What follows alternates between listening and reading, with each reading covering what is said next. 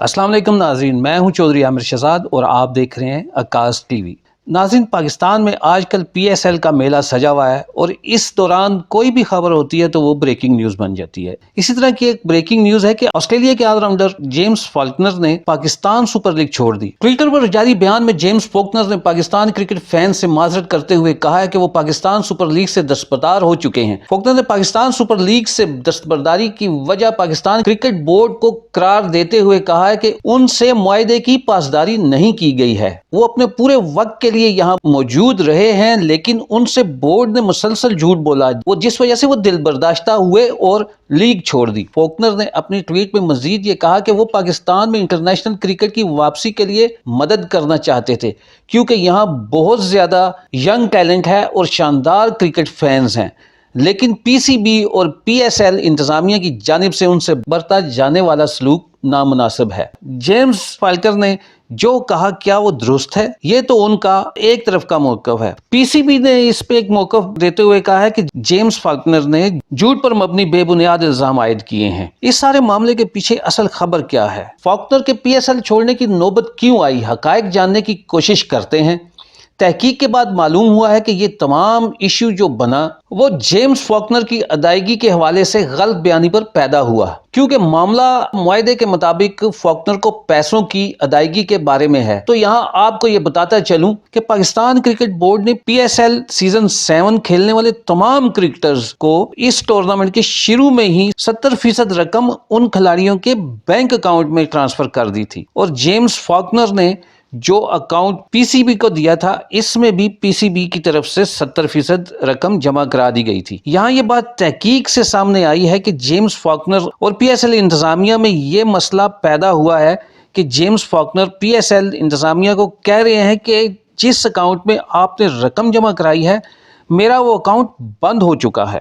James Falconer کی درخواست پر جب پی سی بی نے فالکنر کے اس اکاؤنٹ کو ری چیک کرایا جس میں 70% رقم جمع کرائی جا چکی تھی، اس بینک نے پی سی بی کو کنفرم کیا کہ آپ نے جو رقم جس اکاؤنٹ میں جمع کرائی تھی وہ رقم فالکنر کو مل چکی ہے۔ مطلب پیسے اکاؤنٹ میں جمع ہوئے اور وہ موصوف نے نکلوا بھی لیے، جس کی تصدیق کے لیے بینک نے پی سی بی کو میل بھی کر رکھی ہے۔ یہاں پی سی بی کا تو یہی جواب بنتا ہے کہ آپ چاہتے ہیں کہ ہم کسی دوسرے بینک اکاؤنٹ میں آپ کی رقم جمع کرا دیں تو دی ہوئی رقم آپ ریورس کر دیں تاکہ ہم دوبارہ آپ کے بتائے ہوئے اکاؤنٹ میں رقم جمع کرا دیں۔ لیکن فالکنر نے صاف انکار کرتے ہوئے نیا اکاؤنٹ نمبر بھی نہیں دیا اور پی سی بی انتظامیہ سے بدسلوکی کی، ان سے جھگڑا کیا۔ آپ دیکھیں کہ اس مسئلے کے بعد فالکنر نے اپنی ٹیم کوئٹہ گلیڈیٹر کو کیسے بلیک میل کرنا شروع کیا۔ پی ایس ایل اور کوئٹہ گلیڈیٹر کے ساتھ ایگریمنٹ کے باوجود 18 فروری کی رات کو ملتان سلطان سے کوئٹہ گلیڈیٹر کا میچ کھیلنے کے لیے موصوف ہوٹل سے ٹیم کے ساتھ گراؤنڈ میں ہی نہیں آئے۔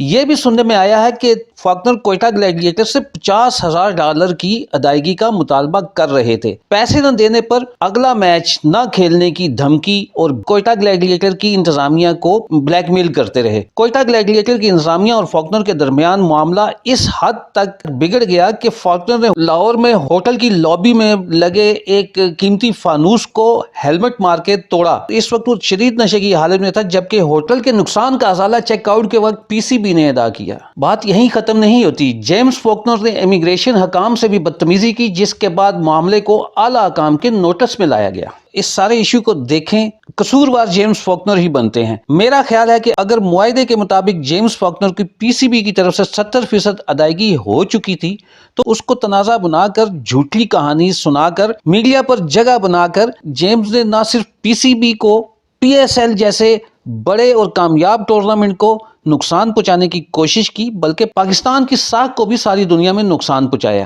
جو کسی صورت قابل برداشت نہیں ہونا چاہیے۔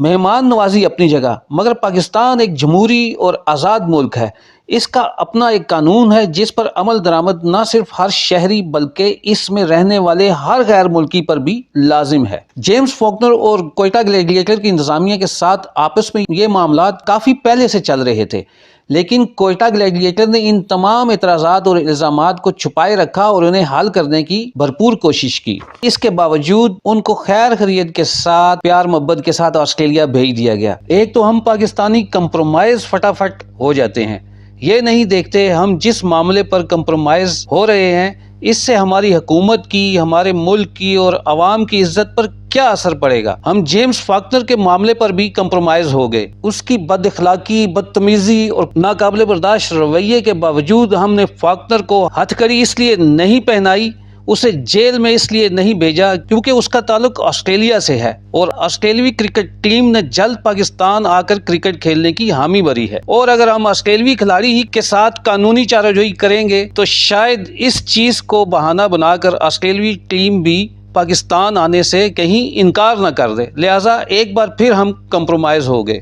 آپ یہ بھی دیکھیں کہ پاکستان کرکٹ بورڈ نے جیمز فاکنر کے تمام تر متنازع ایشو کے بارے میں نہ صرف پاکستان میں موجود آسٹریلوی سفیر کو بلکہ آسٹریلوی حکومت کو بھی پل پل کی خبر دی اور بتایا کہ دیکھیں ہم کتنے امن پسند ہیں، ہم نے آپ کے لاڈلے کو ہاتھ تک نہیں لگایا۔ جیمز فاکنر کے تمام تر تنازع پر پی سی بی اور کوئٹہ گلیڈیٹر کا مشترکہ تفصیلی اعلامیہ بھی سامنے آ چکا ہے، جس کے مطابق پاکستان کرکٹ بورڈ کی جانب سے جاری اعلامیے میں کہا گیا ہے کہ جیمز فاکنر کے حوالے سے پی سی بی اور تمام پی ایس ایل فرنچائز نے فیصلہ کیا ہے کہ مستقبل میں انہیں پی ایس ایل کے ڈرافٹس میں شامل نہیں کیا جائے گا اور جیمز فاکنر کی جانب سے لگائے جانے والے معاوضے کی ادائیگی اور بدسلوکی کے بے بنیاد الزامات کو مسترد کرتے ہیں۔ فالکنر پاکستان سپر لیگ 2021 کے ابوظہبی مرحلے کا بھی حصہ رہے تھے، جہاں شریک دیگر تمام ارکان کے ہمراہ ان کے ساتھ بھی احترام کا رویہ اختیار کیا گیا تھا۔ پی ایس ایل کی 7 سالہ تاریخ میں کسی بھی کھلاڑی نے کبھی بھی عدم ادائیگی کی شکایت نہیں کی۔ ایک ذمہ دار ادارے کی حیثیت سے پی سی بی نے اس دوران توہین آمیز رویے کے باوجود جیمز فاکنر کو یقین دلایا کہ ان کی تمام شکایات کا ازالہ کیا جائے گا، تاہم انہوں نے فوری طور پر اپنے سفری انتظامات ترتیب دینے کی ہدایت کر دی۔ پی سی بی اور پی ایس ایل کی انتظامیہ نے تمام معاملے کو بڑی خوش اسلوبی سے نپٹایا اور اسے سمیٹنے کی کوشش کی۔ یہ کہاں کی بدمعاشی ہے کہ اگر آسٹریلوی کھلاڑی ہو تو آپ کا جھوٹ اور جو آپ کہیں گے پی سی بی سچ مان لے۔ اس تمام تر صورتحال کے باوجود پاکستان نے مہمان نوازی کا خیال رکھا، ورنہ جیمز فاکنر اپنی اس تمام تر بدتمیزی اور بد اخلاقی کی وجہ سے جیل جا سکتے تھے۔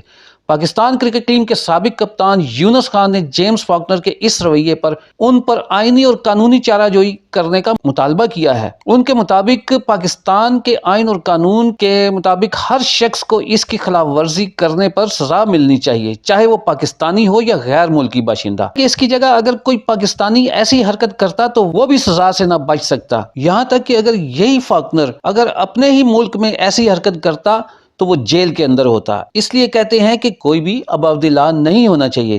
جیمز فاکنر نے یہ بھی دھمکی دی ہے کہ اسے اگر مزید رقم نہ ملی تو وہ آسٹریلیا جا کے پاکستان کو بدنام کرے گا۔ ایسے جھوٹے، بدتمیز اور بلیک میلر کھلاڑی کو مزہ چکھانا ضروری تھا۔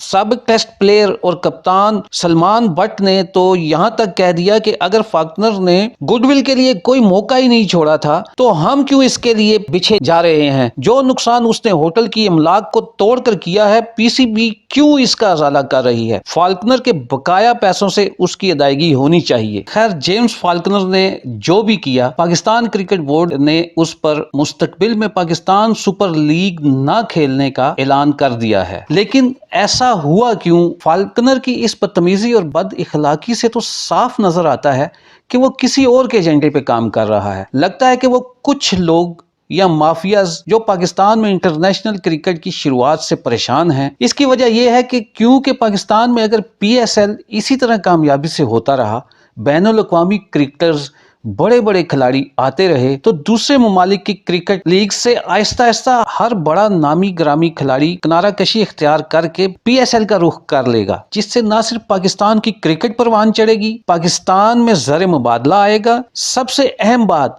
وہ یہ کہ پاکستان اس طرح کے ایونٹ کامیابی سے کرا کے دنیا کو بتا سکے گا کہ پاکستان ایک پرامن اور ثقافتی لحاظ سے خوبصورت اور محفوظ ملک ہے، اور بہت سے ہمارے خیر خواہ ہمارے پیارے وطن میں امن و سکون دیکھنا نہیں چاہتے۔ ایک سچے پاکستانی کا اولین فرض یہ ہونا چاہیے کہ وہ اپنے وطن پاکستان کی سلامتی اور اس کے امن کو برباد کرنے والے لوگوں اور گروہوں کے ناپاک ارادوں کو اپنی اپنی حیثیت کے مطابق بے نقاب کرے، ان کے ارادوں کو خاک میں ملائے۔